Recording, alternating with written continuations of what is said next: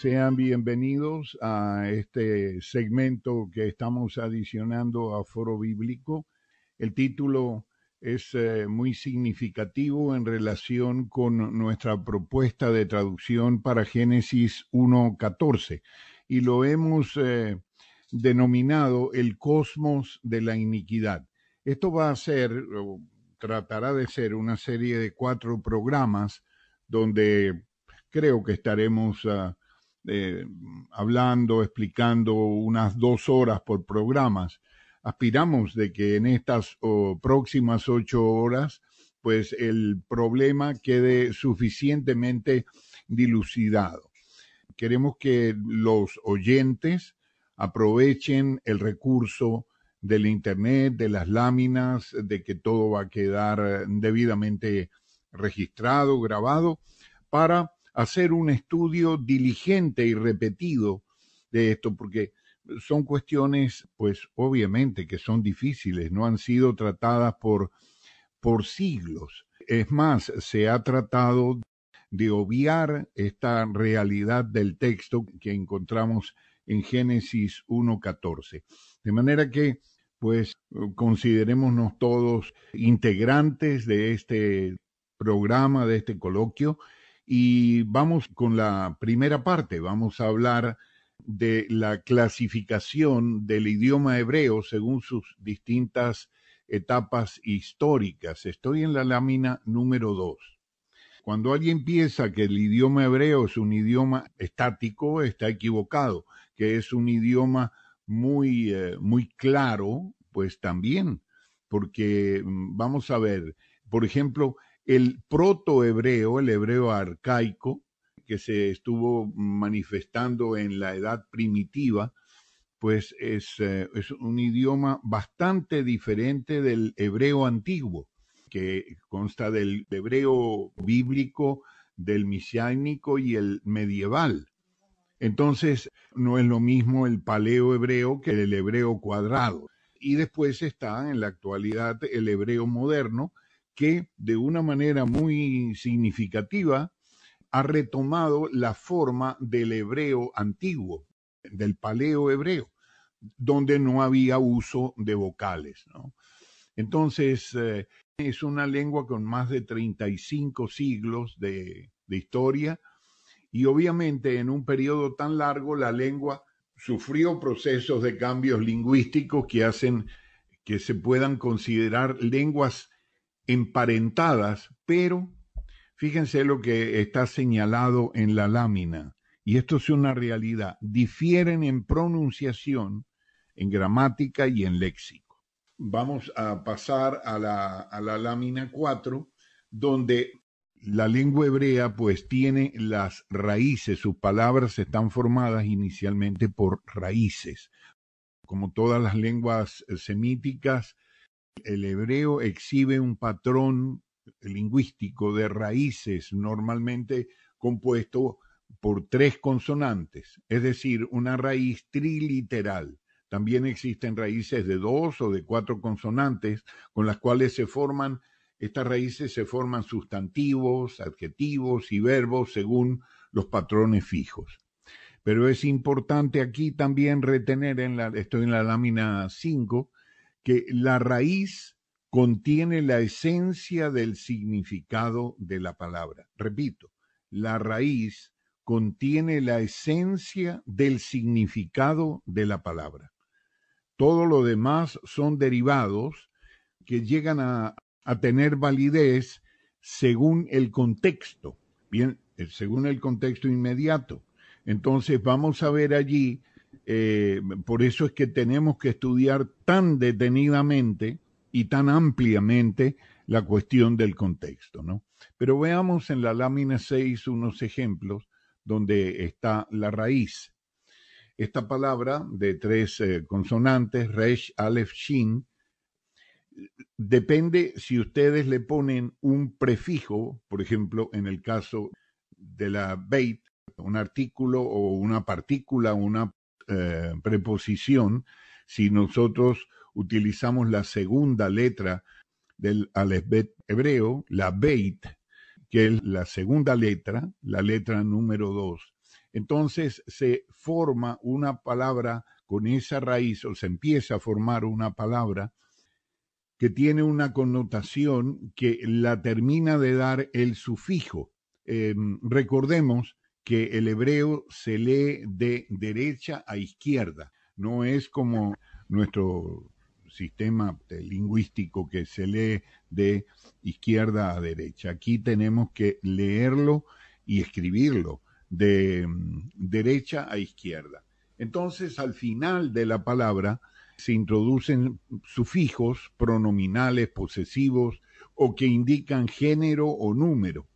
Y en este caso, en este ejemplo, nosotros estamos formando, estoy en la lámina 12, pasando para la próxima lámina, se forma la palabra Bereshit, que es la primera palabra de la Sagrada Escritura y que significa nada más que en principio. Cualquier otra cosa que se le añade allí como artículo, estaremos pues traduciendo mal lo que en realidad, bueno, yo muchas veces me he referido a esta palabra en principio y allí tienen ustedes la raíz y cómo se forma la palabra.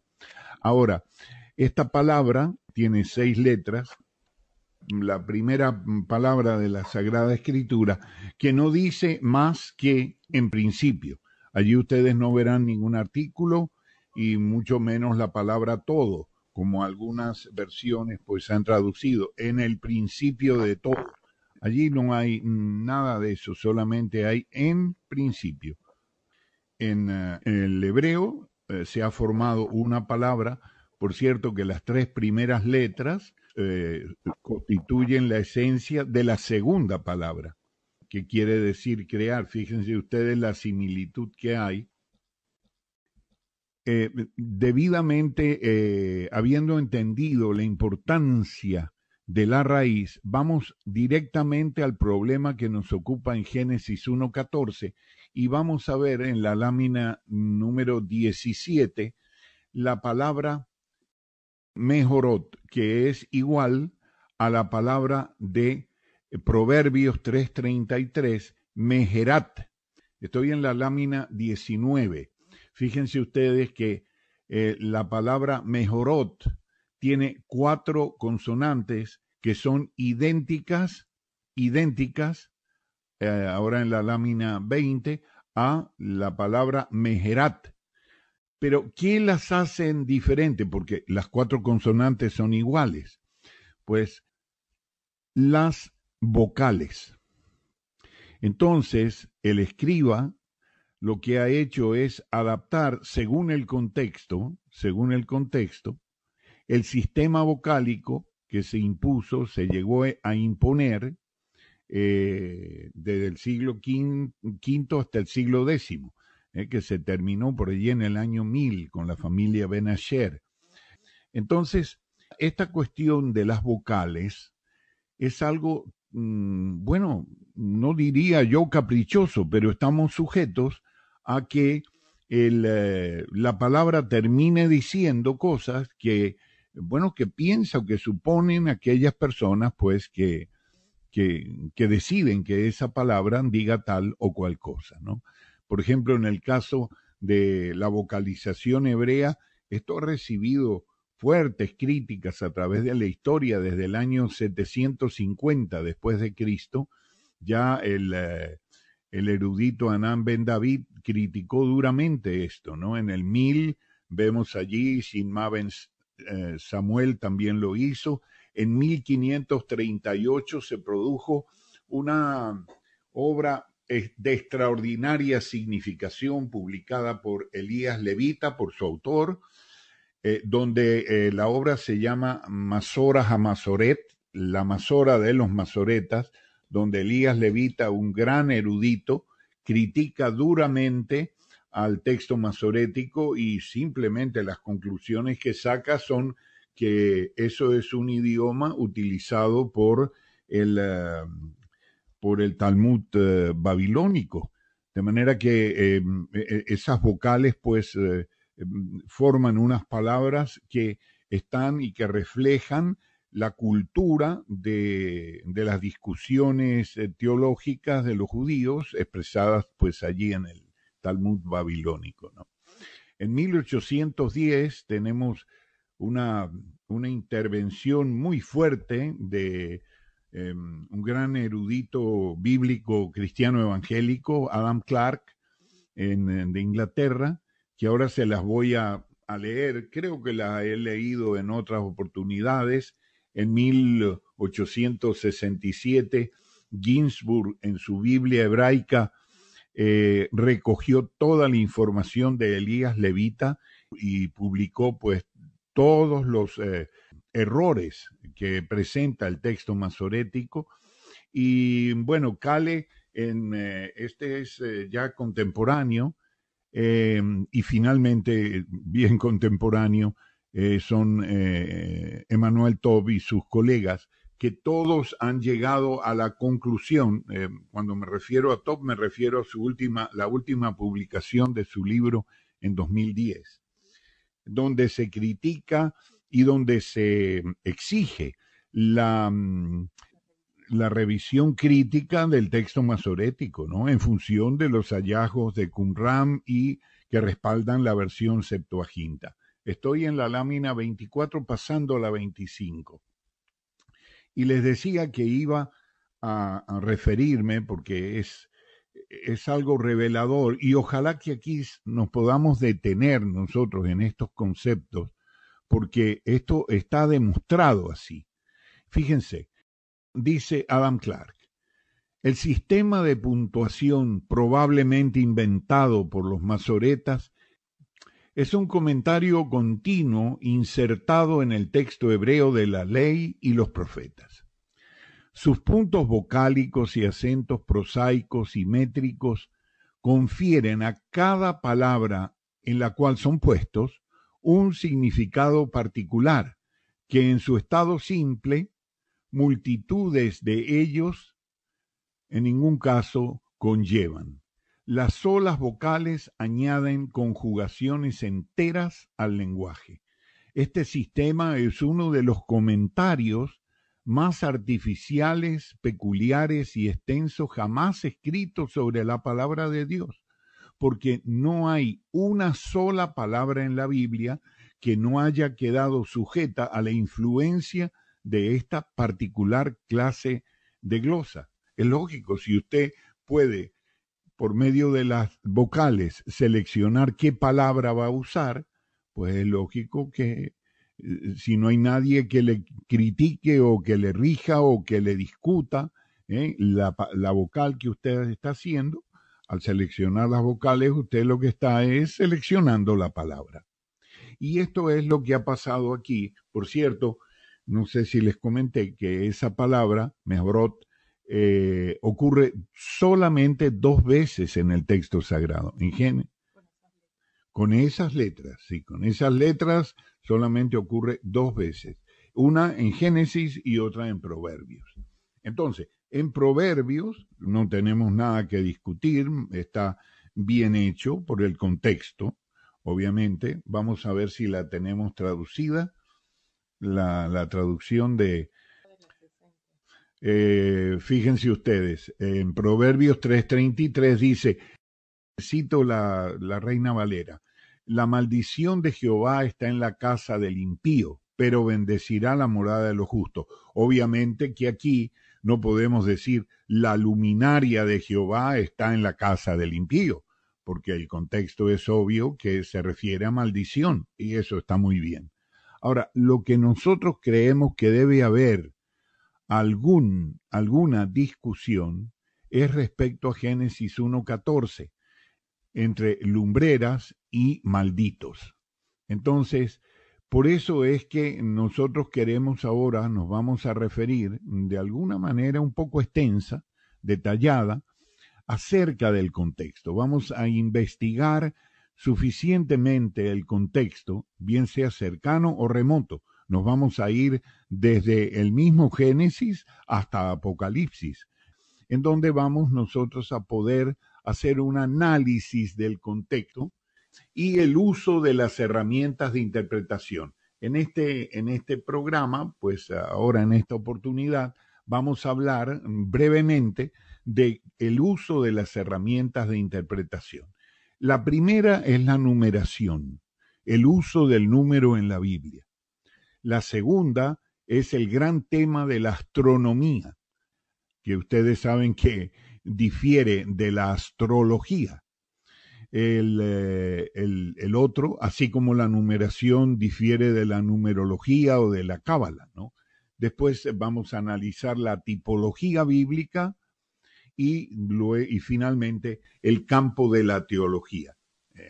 Entonces, todos estos vamos a tratar de que se reúnan allí, confluyan en Génesis 1:14. Y finalmente, en el último de los programas, vamos a hacer el análisis definitivo del texto que nos va a llevar a la realidad de qué palabra debemos usar en Génesis 1:14. Muy bien. Vamos a ver entonces aquí en la lámina 28, voy a hablar primeramente de la función de los números, del significado de los dígitos, de los valores nominales y secuenciales, del dígito esencial y de la gematría. Les voy a explicar esto, pero primeramente quería dar unas breves palabras acerca de la importancia de la numeración bíblica, ¿no? Y el alcance y sus limitaciones. La comprensión de la función del número en la Biblia, repito, la comprensión de la función del número en la Biblia es tan importante como la investigación por conocer su significado. De manera que tenemos que tratar de comprender la función y su significado. ¿Qué pasa? Cuando nosotros desciframos algo, y esto es lo que estamos haciendo con las raíces de la palabra, de las palabras hebreas, cuando nosotros desciframos, discernimos y aplicamos la numeración y adicionamos al misterio maravilloso del escudriñamiento de la escritura. Es como una herramienta que se nos presenta para terminar de comprender cosas maravillosas que Dios nos quiere decir en su palabra a través de la función del número. Y vamos a verlo eso con ejemplos prácticos. Y van a ver que es muy sencillo aplicar este tipo de matemática que no tiene nada que ver con la matemática pura. Pero es importante entender que la palabra escrita no puede estar separada de la palabra viva, que es el Señor Jesucristo. Nosotros, al compenetrarnos en lo que Dios ha escrito para nosotros, sus hijos, el lector ni siquiera puede comenzar a entender cuán profundo significado espiritual conlleva esta llave de interpretación si no tiene una unión viva con el Hijo de Dios, sin tener evidencia de que la persona ha nacido de nuevo y mediante ese nuevo nacimiento ha recibido la unción que le enseña todas las cosas, de poco o de nada le servirá este estudio. Yo disuado a quien busque en la numeración bíblica fórmulas cabalísticas para saber acerca de eventos circunstanciales del futuro. Esto no es una ouija ni es una cábala. A todo aquel que por simple curiosidad morbosa desea averiguar cosas que pueden o no haber ocurrido, y sin guiarlo el único propósito de que la palabra de Dios sea glorificada. Bueno, poco o ningún provecho le proporcionará, porque la función del número en la Biblia en realidad no revela ningún mensaje secreto codificado, aunque sí exhibe patrones recurrentes que no pueden ser el resultado del azar. Las implicaciones para el lector, bueno, él mismo tendrá que decidir. Entonces vamos ahora a ver, ya hecha pues esta breve introducción, el valor de los números dígitos. Esto nosotros los vamos a colocar en internet esta próxima semana del 1 al 13 y ustedes van a poder estudiarlos más profundamente, ¿no? El número 1, lógicamente, es el número de la unidad esencial, absoluta e indivisible. Estoy en la lámina número 30. El significado de los dígitos. Es la unidad esencial, absoluta e indivisible. Esto no se puede partir, no hay... Allí en la unidad, en el 1, no hay segundo. Después está el número 2, que tiene un valor ambivalente.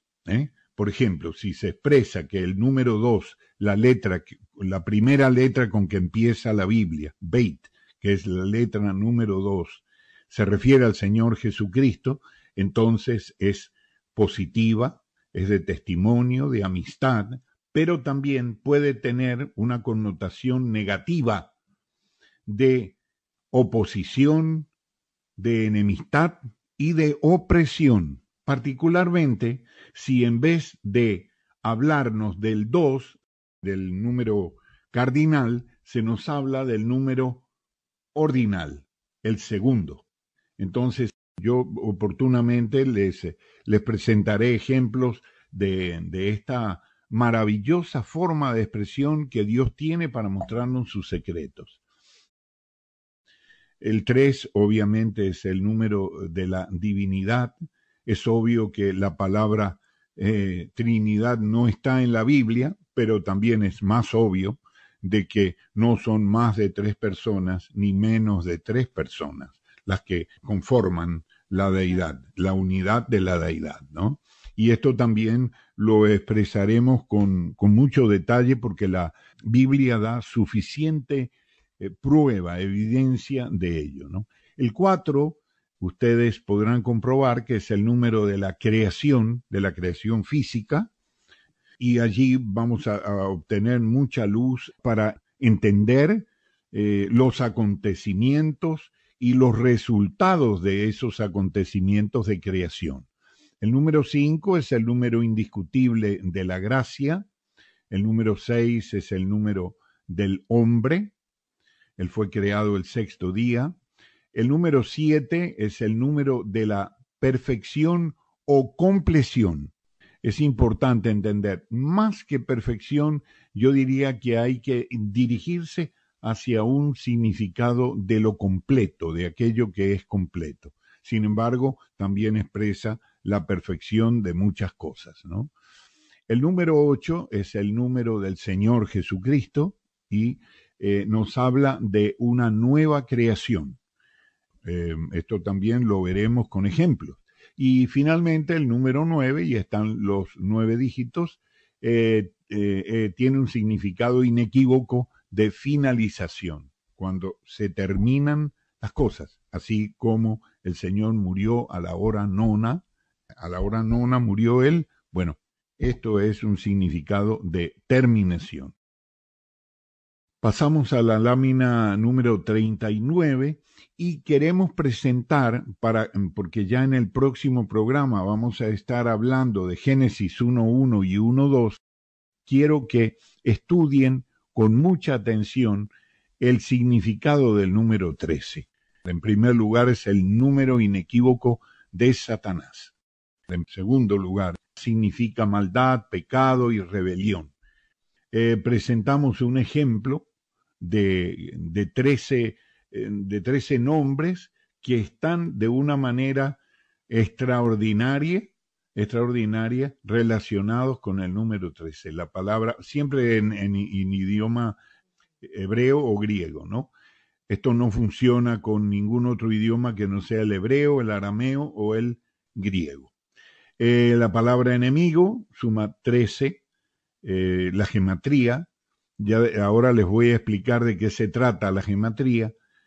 Bueno, y así van, fíjense ustedes, el 2 Belial es 13 por 6, la bestia es 247, que es 13 por 19, el adversario, que es 364, resulta que es 13 por 28, Belzebub, que es 598, resulta que es 13 por 46, Cetus, que es 598, resulta ser 13 por 46 también. Ofidio, 780, eso descompuesto es 13 por 60. El demonio, 975, tiene pues esos 975 se descomponen en 13 por 75. Dragón, igual monto, 13 por 75, registrado por cierto 13 veces. Tentador, 1053, que es 13 por 81, homicida, 13 por 140, anticristo, 13 por 147, y el último de todos es el más interesante, 2197, llamado Diablo y Satanás, esto en griego, que es 13 a la tercera, 13 por 13 por 13, y esto tiene una relación tremenda con nuestro Señor Jesucristo, que se hizo pecado en la cruz, porque 13 por 13 por 13 es lo que significa Jesús de Nazaret. Y allí pues cuando le clavaron el cartel ese arriba, él se estaba convirtiendo en la serpiente de bronce. Juicio sobre el pecado, él se hizo pecado por nosotros. Y aquí tienen ustedes estos ejemplos, nos maravillan cada vez más y más y más, porque mientras más uno entra en detalles, más queda asombrado. Bueno, pero pasemos adelante para seguir hablándoles y explicándoles un poco de los valores secuenciales y nominales de la numeración. Hay varios, pero solamente es como ir a la escuela de primaria, ¿no? Tenemos que empezar, porque si nos ponemos a dar una conferencia o una explicación exhaustiva de esto, pues no se podrán retener. Los valores nominales son, pues, simplemente que cada letra hebrea y también cada letra griega corresponde a un número, porque los hebreos ni los griegos tienen números, de manera que cuando ellos quieren hablar del número 1, pues ponen Aleph, y también vale 1000 el Aleph, ¿no? Y así por delante, el número 2 es el Beit, y bueno, y los valores secuenciales son aquellos que ocupan un lugar, fíjense ustedes que van del 1 al 22 en los secuenciales. Estoy en la lámina número 40. Sin embargo, los nominales no, porque cambian el valor, van hasta el 10 y después pasan en las decenas hasta el 100, después suben otra centena, 200, y termina en la tab con el número 400. Muy bien. Entonces, hemos puesto este ejemplo, Bereshit, en principio, para mostrarles a ustedes cómo se hacen estos valores secuenciales y cómo se hacen los valores nominales. Entonces, vamos a hablar, por ejemplo, aquí, el valor secuencial en principio, es 76, que es la suma de cada uno de los valores, la suma de cada uno de los valores. Y el otro es 913. Entonces, esto es la suma de cada una de las letras. Ahora voy a explicar, constituye la gematría de la palabra. Entonces, si es en valor secuencial, tiene un valor de 76. Si es un valor nominal, 913. Vamos a ver, un poco más adelante, la lámina número 44. Entonces, el valor secuencial de 76, ahora pasamos a extraer su dígito esencial. Esto es muy importante y muy fácil de hacerlo. El 76, el dígito esencial de 76 es 4. Y ustedes me dirán, pero ¿cómo es posible que 76 se convierta en 4? Bueno, allí lo tienen. 7 más 6 es igual a 13, que es igual a 1 más 3, que es igual a 4. Entonces, se saca el dígito esencial por medio de la suma de la palabra, se reduce a un dígito.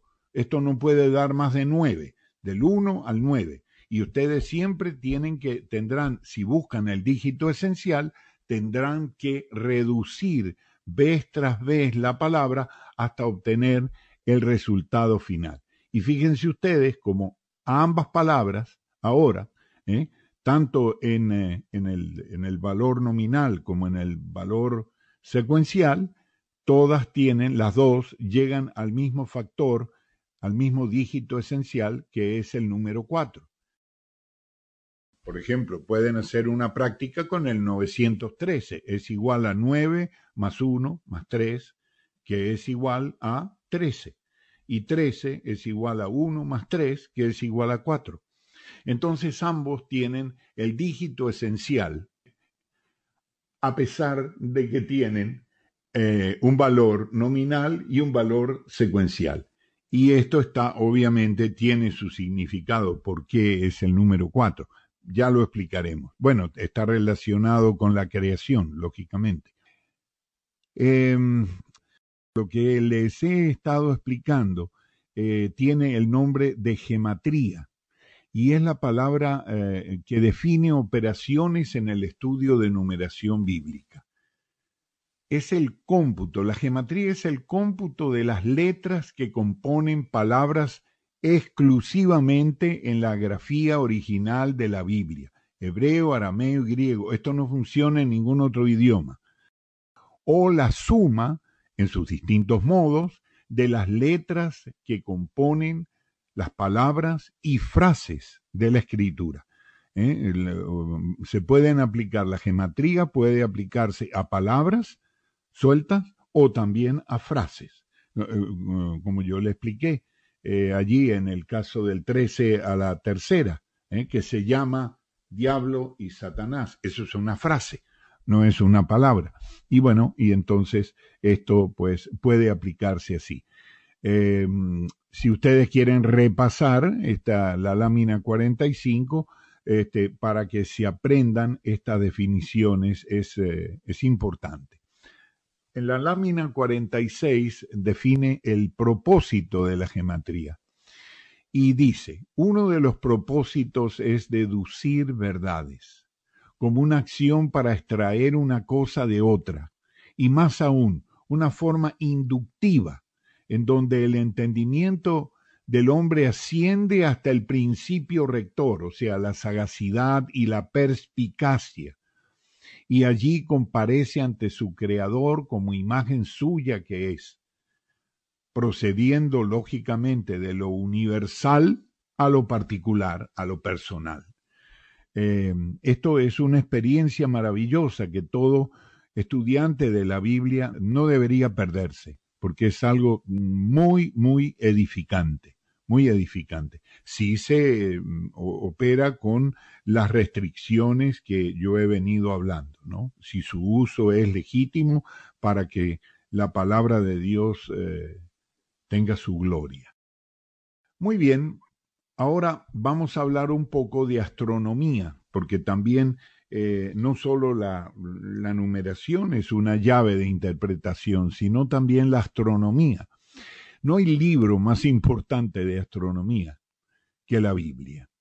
Lo que pasa que hoy en día los tratados de astronomía tienen estos recursos maravillosos, por cierto, y que han beneficiado mucho a los estudios bíblicos, porque los estudios del cosmos, hoy en día, quiero que ustedes sepan, se acercan maravillosamente a la revelación bíblica de Génesis y de Job y de algunas citas de Jeremías, de Isaías, de los Salmos.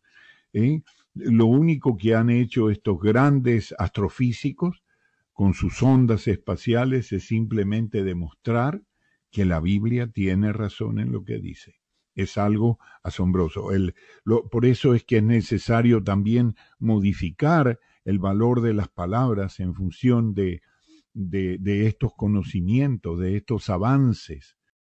No solamente, no me refiero por la cosmología que está ahora en la ciencia de la astronomía, sino porque los conceptos que se utilizaron hasta el presente, que vienen de la Edad Media, son conceptos que cuando no se lograban entender se recurría a las filosofías y a la mitología, principalmente la griega. Entonces se recurría a Platón y los judíos pues lógicamente no podían entender la grandeza de esto, para lo cual es necesario una total sujeción a la palabra de Dios, a la palabra revelada de Dios. No ponerse a torcerla, a decir que está escrito así, pero quiere decir otra cosa asá.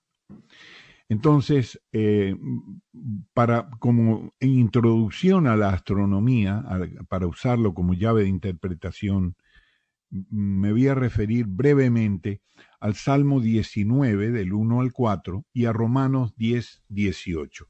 Pero primero voy a leerle a la inversa. Voy a leerle Romanos 10, 18.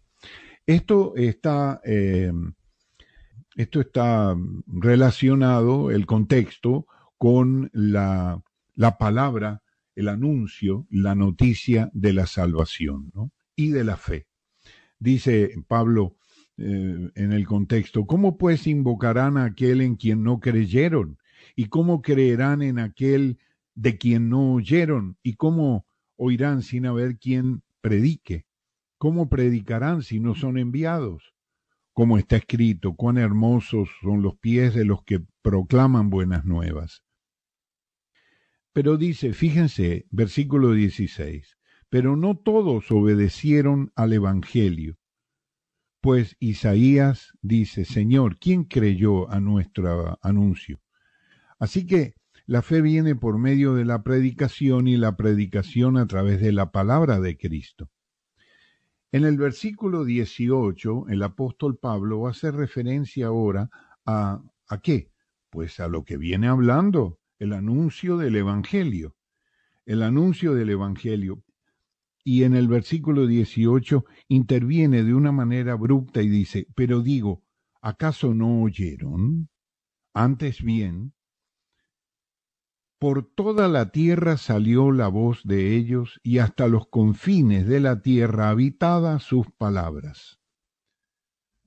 Y bueno, después sigue hablando de Moisés y de la ley, pero nos va a hacer una cita acerca y relacionada directamente con lo que viene hablando en los versículos anteriores, que es la predicación del Evangelio, el anuncio, la buena noticia. Pero de repente nos cita el Salmo 19.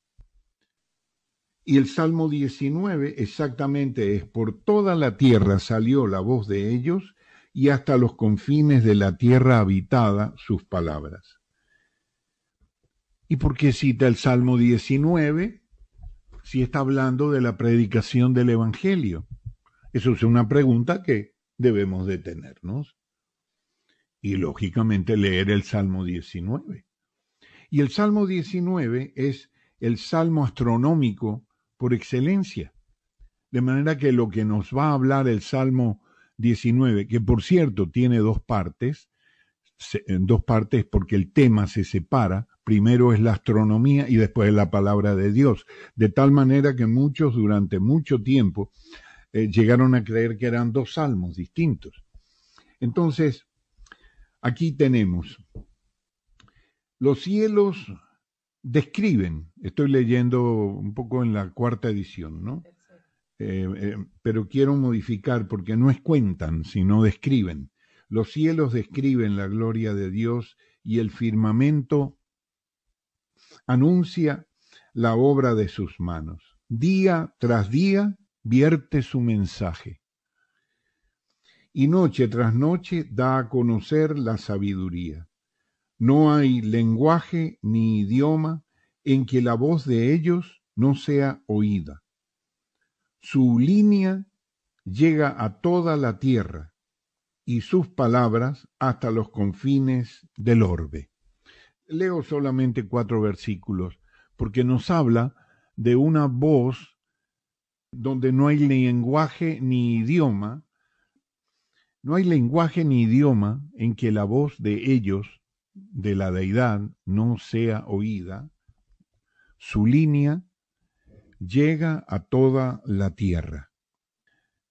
¿Cómo es posible esto de línea? Porque ustedes leen en otras Biblias, en otras versiones, inclusive en la tercera edición nos habla de su trazo, aunque tiene a pie de página la nota a pie de página que dice literal línea, y que la cuarta edición lo ha recuperado, lógicamente, ¿no? Entonces, ¿cómo puede una línea hablar? ¿Cómo puede predicar el evangelio una línea?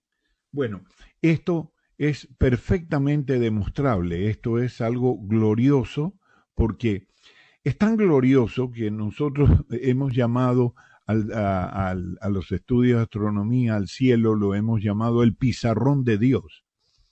Y allí él escribió el Evangelio con sus líneas. Las líneas son las que unen las diversas estrellas y forman las constelaciones del zodíaco.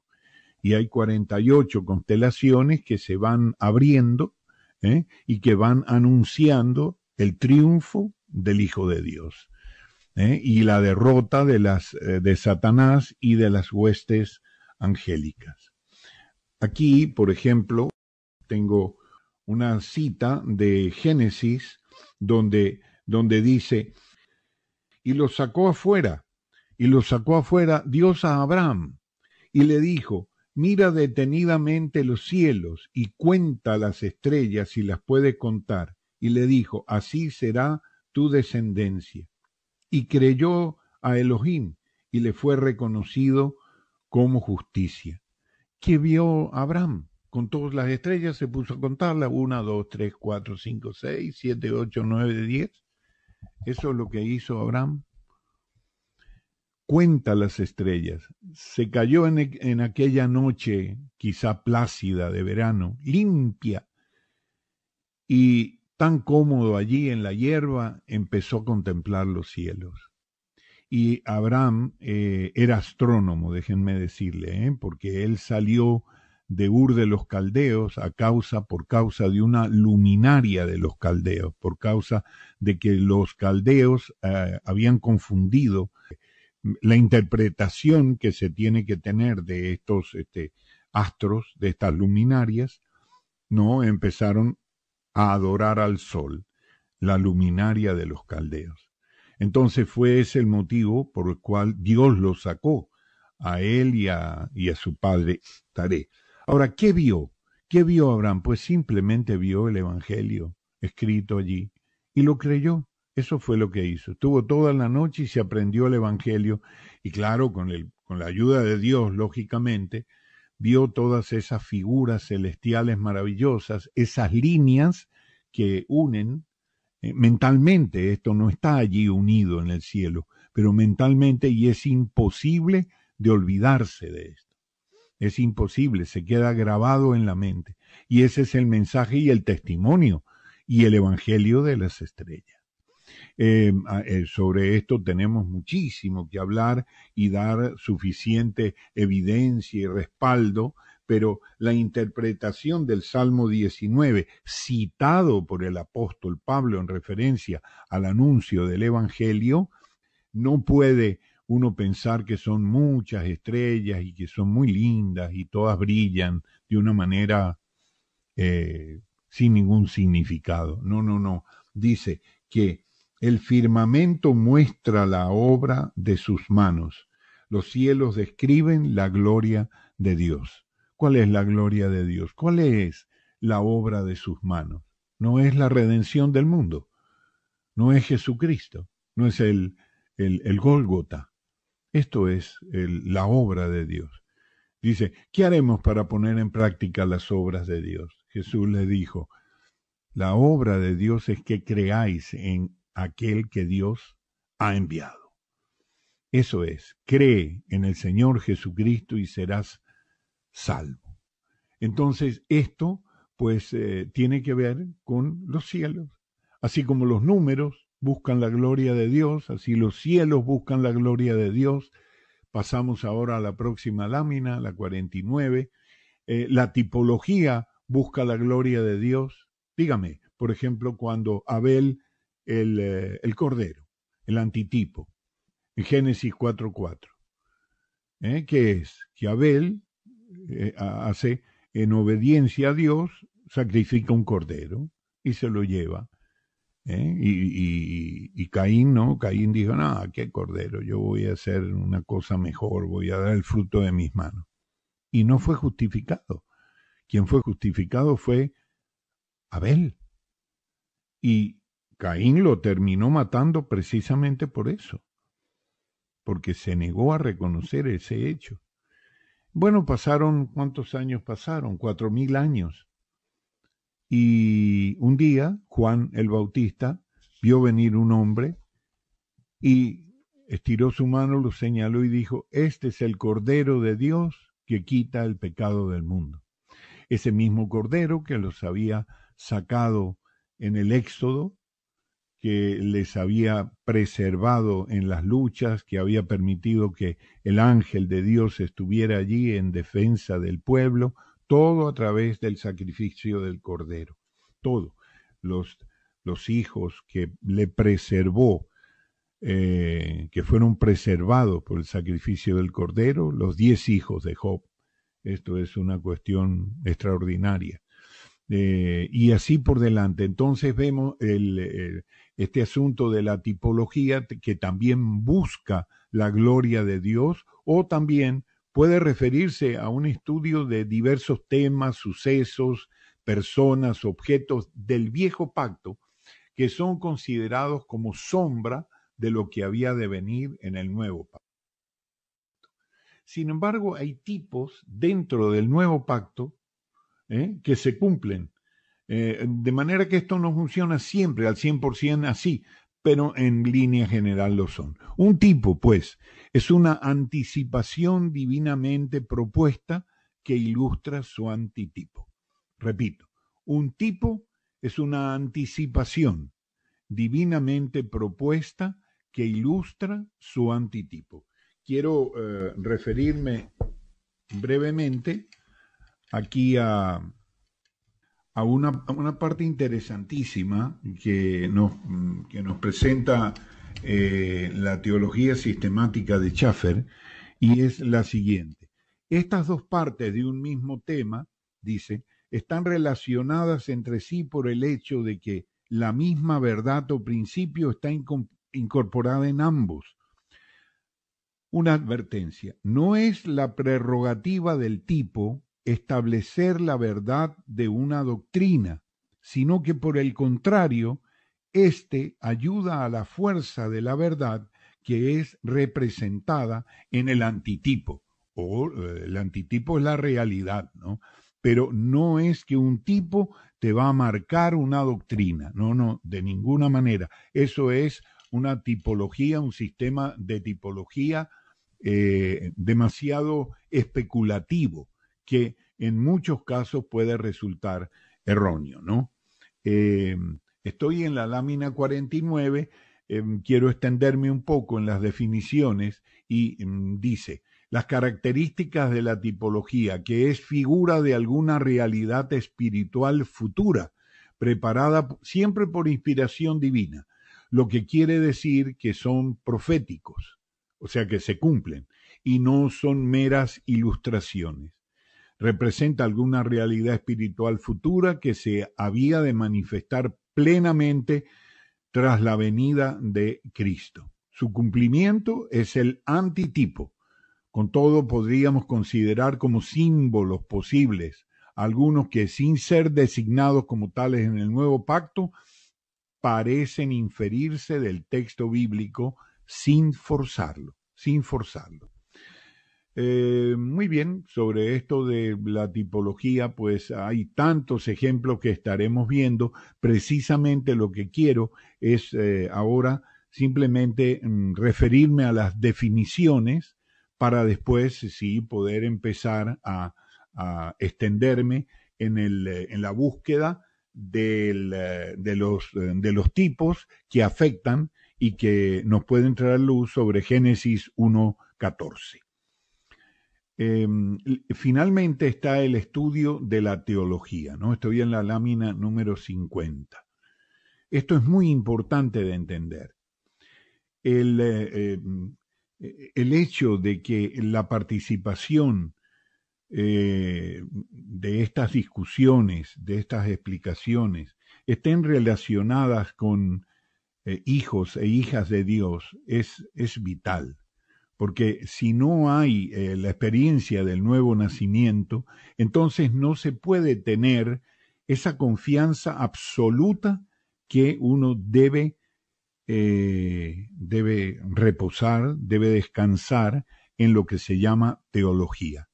Esta palabra no existe en la Biblia, pero sí tenemos que está formada por dos palabras que sí existen y que son citadas o registradas de manera repetida.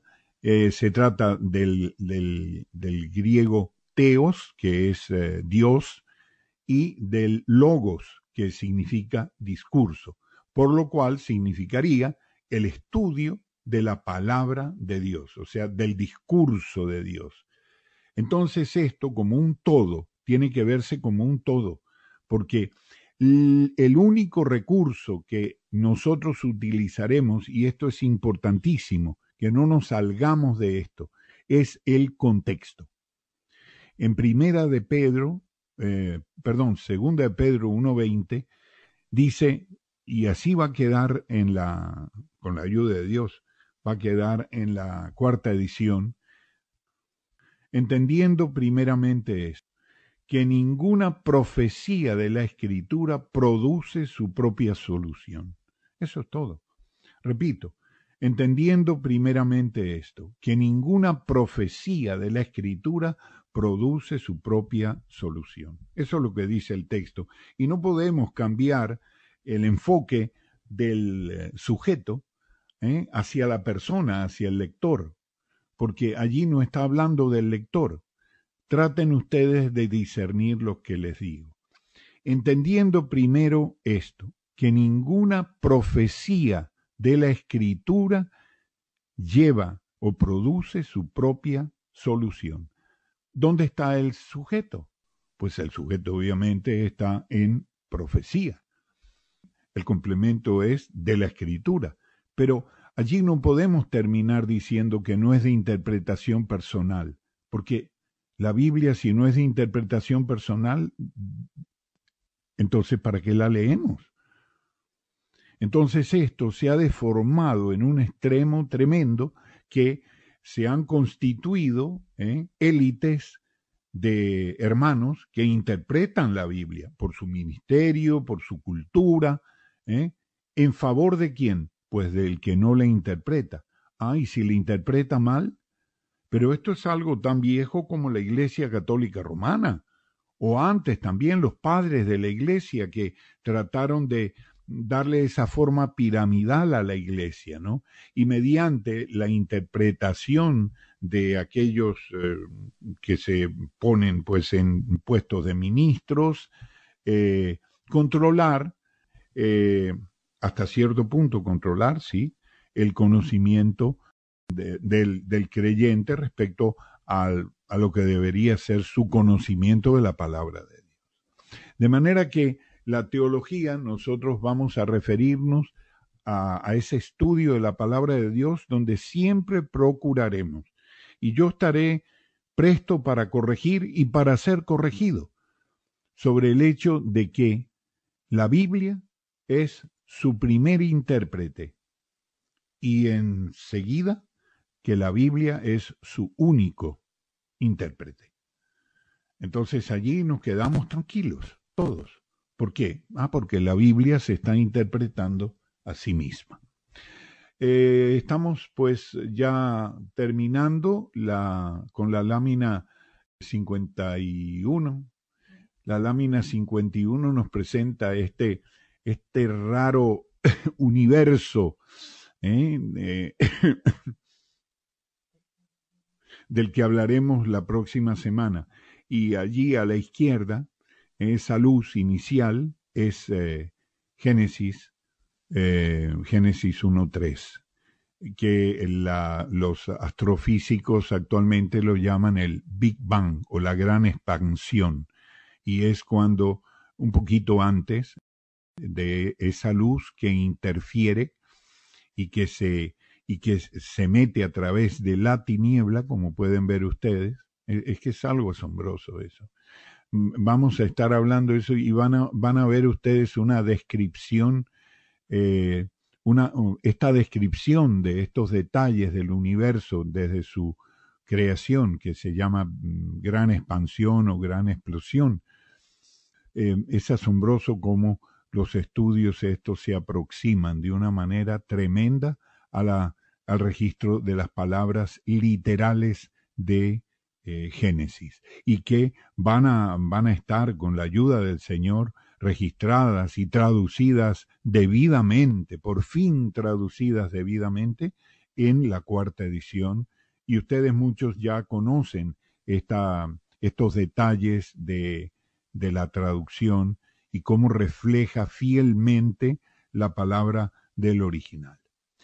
De manera que, bueno, hemos dado término, he podido dar término quizás un poco antes a la presentación de el cosmos de la iniquidad, que también vamos a irlo entendiendo en el correr de estos programas, y les creo que podemos dar algún tipo de libertad por algunos momentos para alguna cosa que no se haya comprendido. Con mucho gusto trataré de responderles brevemente, y si tienen algún otro pues concepto, pregunta más extensa, la podemos tratar pues por internet. Muchas gracias por la atención. Adelante.